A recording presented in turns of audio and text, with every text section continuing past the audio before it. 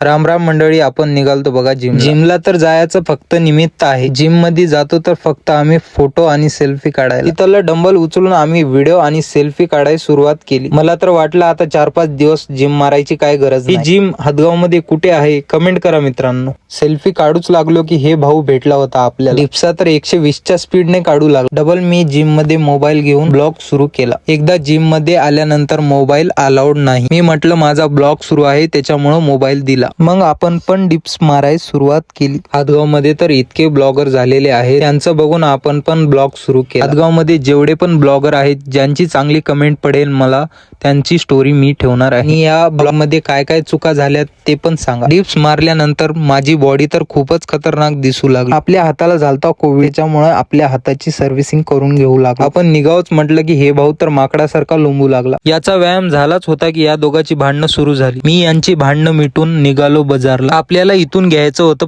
Parcel होतं आपलं fish fry. भावाने तर आपल्याला फिश फ्राय गरम गरम काढून दिलं. मग मी हे पार्सल घेऊन घराकडे निघालो. मित्रांनो, हे दुकान कुठे आहे कमेंट करा. घराकडे निघालोच होतो की स्प्राईट पण घेऊन जावा म्हटलं. स्प्राईट घेतली आणि निघालो. चला मित्रांनो, भेटूया पुढच्या ब्लॉग.